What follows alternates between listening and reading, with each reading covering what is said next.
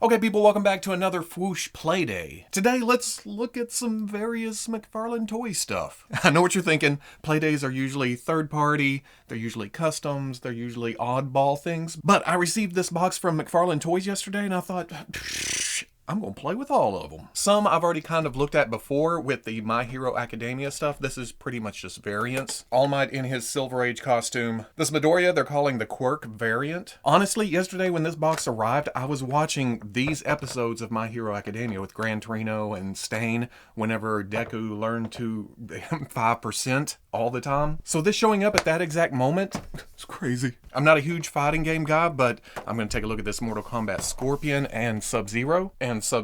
I don't think I've played a Mortal Kombat since 1, 2, somewhere in there. I was that guy at the arcade that would slap my quarter down and say, I'm next. I'm done. I'm out. Later. And then we all know my feelings on the Fortnite stuff. When it comes to McFarlane, I love the big monster characters, so getting Hybrid, but even more than that, this Frostwing, I did not expect the box to be this damn big. Look at this thing. On top of not expecting this to be in the box, when I opened it up, I thought, oh, Frostwing. So let's get all this crazy stuff open and see what's going on here. For All Might and Midoriya, there is nothing on the packages saying these are GameStop exclusives. Even on the back here, they're the exact same packages as the standard figures in the line. And overall, it's just some graphics all over it. On the back, there are some stands. It's just a disc. Come here. It's just a flat disc. Foot peg, My Hero Academia printed on it. And basically what we have here are the same sculpts we got in Series 1, just different paint jobs. Oh, and the cape. But that's okay because that's how it was represented in the anime. All Might probably shouldn't have these sculpted bands right here on the gauntlets, but we do find out why the first All Might had that hole in his back. The cape is pinned right there. You can pull it off if you want to. Snug fit, but it comes off. I'm also having better luck in the paint department on this one. Very nice, clean, crisp lines. Whereas on my regular All Might, I got a bum shoulder right there. The yellow is a little bit rough down here at the boots, but looking at it overall, I like this. The cape itself does have some rough edges around it, but once it's on the figure, except maybe right there, it's mostly hidden. And then with Deku, like I said, same figure. Up at the top, though, they didn't put any black into the hair. I don't know if it's because he's powered up, so there's light coming from him, so there's not as much shadow, so I'm not sure why, but it's different. Same power effects on the arms, except on my old one.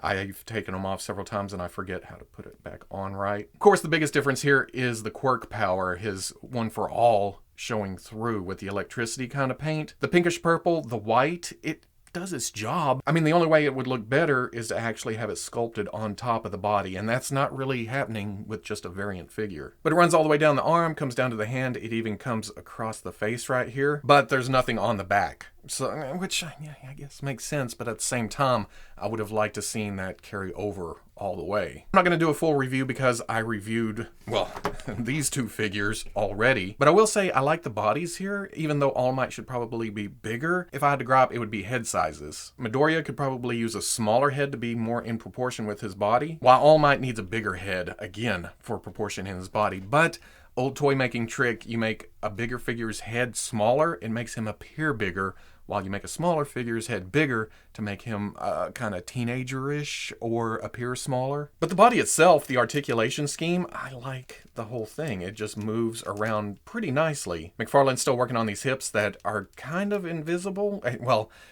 they're not seamless, they're not invisible, but it doesn't break the sculpt up as much when it's in a neutral position. But then it has the articulation hidden within that. Double knees look good, double elbow, even has a butterfly joint in the shoulder. Head movement is hindered by this thing, but that's the design itself. And then All Might kind of strays away from McFarlane's 22-point system with these hips that are actually angled. And then the single elbows that, I guess because of the muscle character, it doesn't go quite as far as it should. But ball joints at the mid-torso and the waist, and a dumbbell joint up at the head. For accessories, All Might comes with 2 flat hands, and then Midoriya has alternate fists with the quirk power down on it. Height-wise, All Might stands at about 7 inches tall, while Deku stands at about 6 1/4. Like I said, they are just paint variants of the figures we've already gotten. Here they are with the other McFarlane figures from Wave 1 with Bakugo and Shigaraki, and I think this is where the McFarlane line is going to shine with character selection. If this continues on, they're going to give us different characters. I hear a lot of people saying, well, just buy the Figma. I am buying the Figma. And I feel like the All Might from here is going to fit better with the Figmas. But I don't think the Figma line or the Amazing Yamaguchi line or whoever else does these is going to give us the amount of characters that McFarlane is possibly going to give us. An Uraraka, an Ida, Ayazawa, just the list goes on. And I'd like all of them. And then here they are with the Banpresto, My Hero Academia, All Might, and Midoriya statues. Like I said, I'm going to get the other lines. I'm going to get the Figma. I'm going to get whatever else. But I think that this All Might will fit better with the Figma stuff.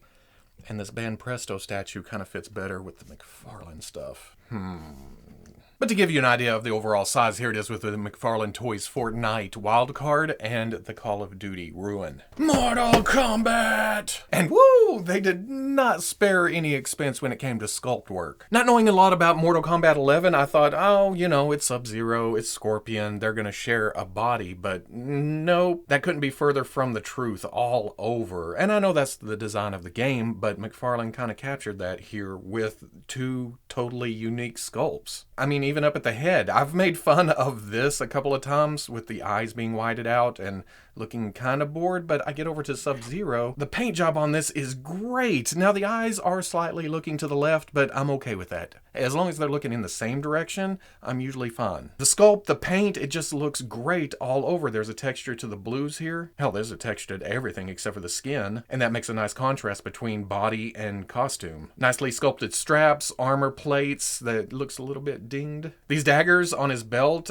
because of the packaging, how it was packed, they're kind of conformed to his ass, but they look okay. They're not sticking out. These are also fake daggers down here at the feet, but that's okay. Hey, it adds to the overall look of the figure. And then Scorpion has more of an armored look down here with the pads coming up over his knees, coming all the way down to his feet. Sub-Zero has kind of a steel toe, while Scorpion has a ninja toe. The baggy pants, the yellows, the reds, it just works completely. This is probably why I usually gravitate towards Scorpion. The colors just stand out at you. More plate work on the forearms, not just a plain gi coming up and over. Look at the sculpt work on the edges right there. And then the shoulder pads. In fact, the shoulder pads on both characters, that's what kind of gets in the way of head movement. It is kind of an odd thing to have the neck movement down there inside the chest and have the whole thing out, but once you get around, it does move fairly well. You got to kind of keep it in place. Unfortunately, Scorpion, he has these big shoulder pads that come right up to the neck, so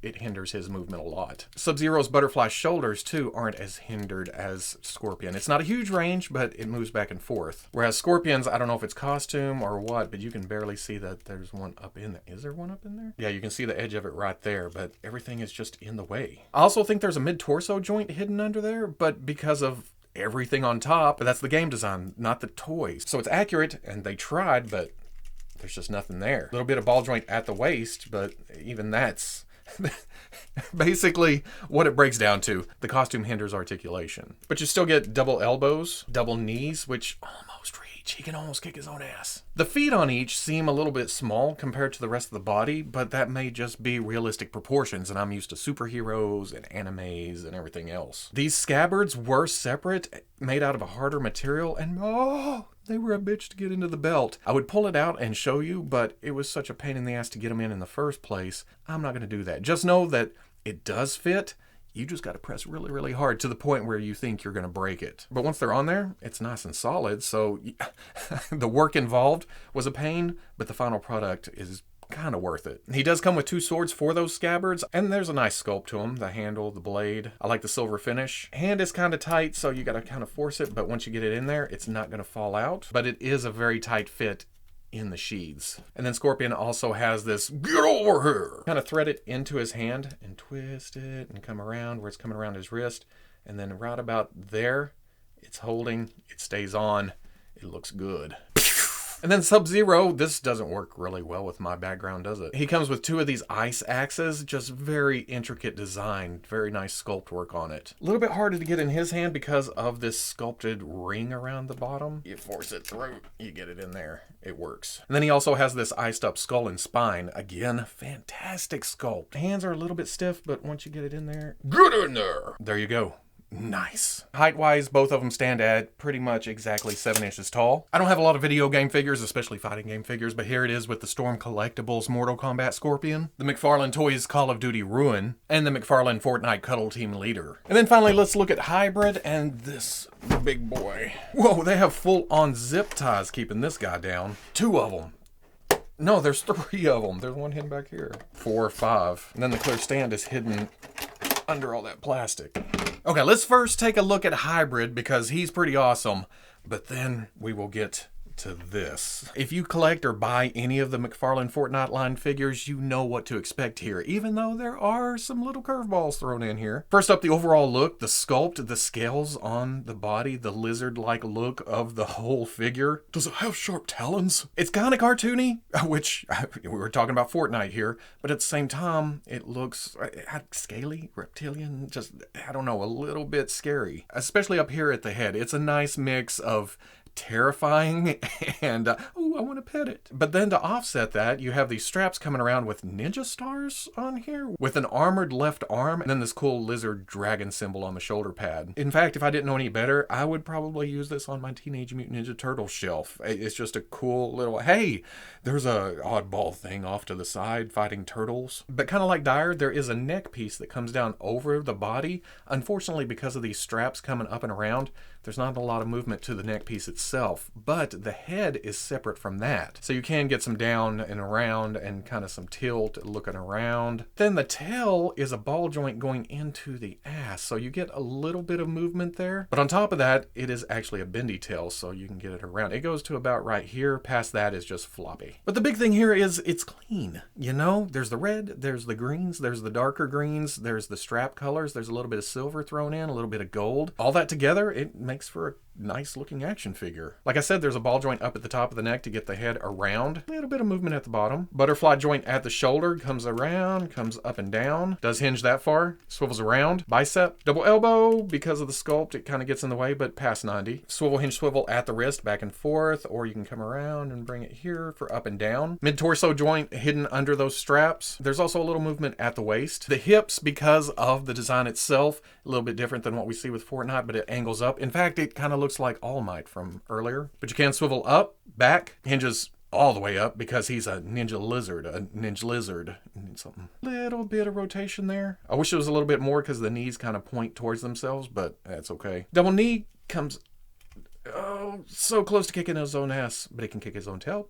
Same setup at the ankle as the wrist. It goes back a little bit, goes forward, get some forward facing pin for rotation. If you want more rocker than that, bring that joint sideways, then you can rotate here, and then you got full on tilt. Then a toe joint.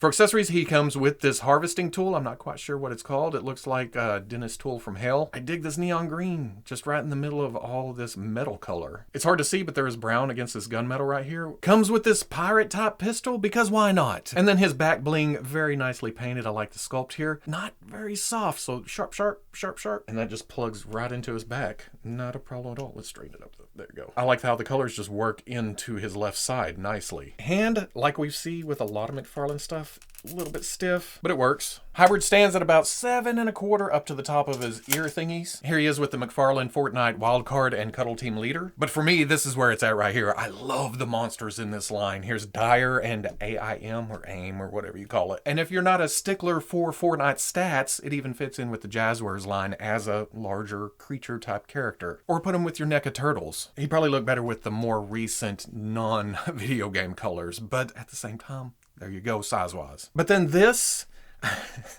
works better than I actually thought it would. I never got the glider thing. It was kind of mechanical looking and just parachute, drop it down. But this is interesting. You can use this as a glider in Fortnite, or you can use this as a ice demon on a different shelf or a character all its own. Just look at the scary sculpt work of the face itself. Got the armor plating coming down, more ice spine bone look. The wings, again, bony but icy at the same time. This is the only thing that really gives it away as being an accessory, really. But that same sculpt carries on all the way under. The armor, the chains, the jagged look to the whole thing. And I just let the ice beast out of the bag by showing that It's actually a ball joint, not a ball joint, it's a hinge and swivel at the wing where it attaches to the body. Then you have a swivel up here too. You can close the wing, you can open it up, it spreads to about right there. It was very tight out of the package, but here's your forward and back. It also turns within that socket so you can have this way. The mouth is hinged, you can close the mouth. The horns come up, it looks kind of down. The only thing missing for me would be a joint here so you could perch it and then have them looking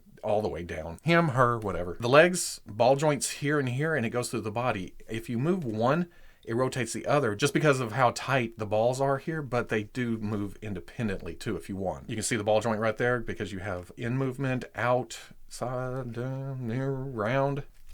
Keep hitting the camera. And there's a ball joint at the base of the tail too. I don't know if you can see it.